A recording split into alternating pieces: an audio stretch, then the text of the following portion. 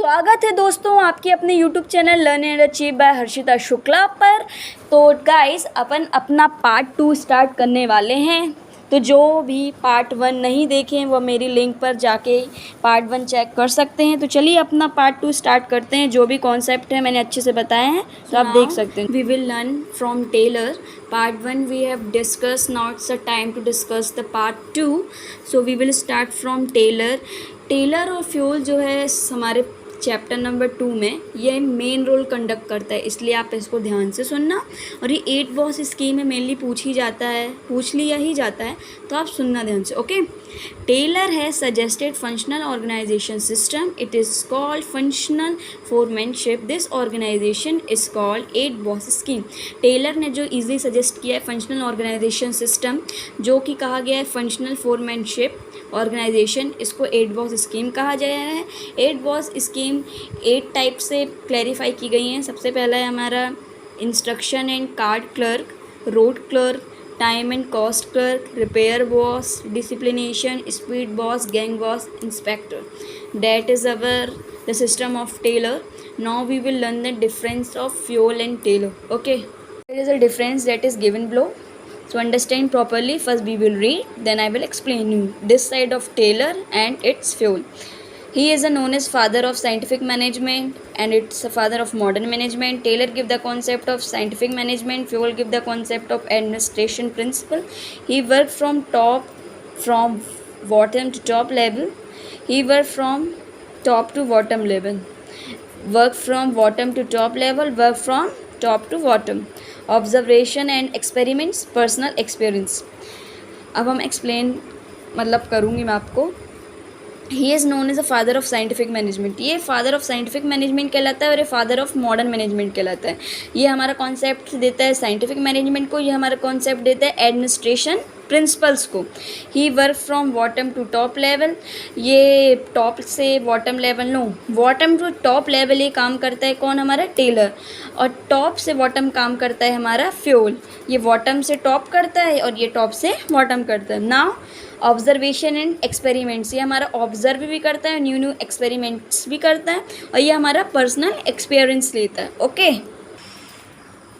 now we will read the principle of script D crops. It's a main, we can say it is a main important topic. अब हम similarities पढ़ेंगे, similarities between Fayol and Taylor's principle of management पर, कि क्या क्या similarity को clarify करते हैं हमारे फ्यूल और Taylor. Okay, first is both want to bring change in management condition, दोनों को मैनेजमेंट कंडीशन पर चेंज लाना था।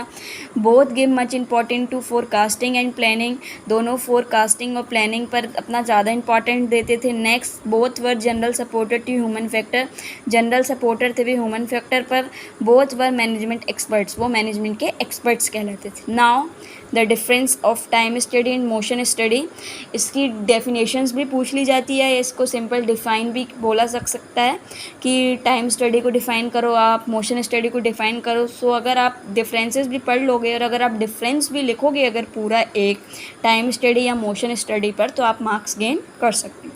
First, under time study is study what time a labor takes to perform his work and what time a labor should take to do that work। मतलब इसमें पूछा जा सकता है कि लेबर को कितना टाइम चाहिए वर्क करने के लिए और लेबर को कितना लेना चाहिए उस काम करने के लिए। In motion study, in it idle way of doing work is study, इसमें आइडल वे जाना जाता है वर्क का। Next, time study is done at first, time study पहले होती है और मोशन स्टडी हमारी टाइम स्टडी की बाद होती है। Next, here the apparatus used stop watch to make record, यहाँ पर स्टॉप वॉच का यूज़ होता है रिकॉर्ड करने के लिए। Here a camera is use, यहाँ पर एक कैमरा यूज़ होता है। Okay, so now it is our difference, that is time to learn principle of esprit de corps. It's a important topic, that's why I put circle on it. We will not learn these principles because I've already explained. So now we will talk about script D crops. It's an important topic and in exams also it is asked, so you can easily understand by 4 to 5 lines.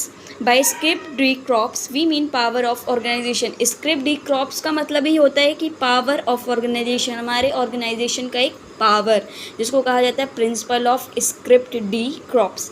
According to this principle each employee should follow the team spirit operation and communication. अगर आप इस principal को apply कर रहे हो तो ये each employ की ड्यूटी है कि वो टीम स्पिरिट, ऑपरेशन और कम्युनिकेशन को फॉलो करें। अगर ये तीनों चीज़ वैल्यूएबल हमारे फॉलो नहीं कर पा रहा हमारा कॉन्ट्रैक्टर या एम्प्लॉयर, तो वो हमारे स्क्रिप्ट डी क्रॉप्स के प्रिंसिपल के अंदर नहीं आएगा।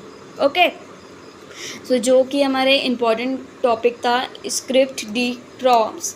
Now we will learn our last topic of this chapter, that is principal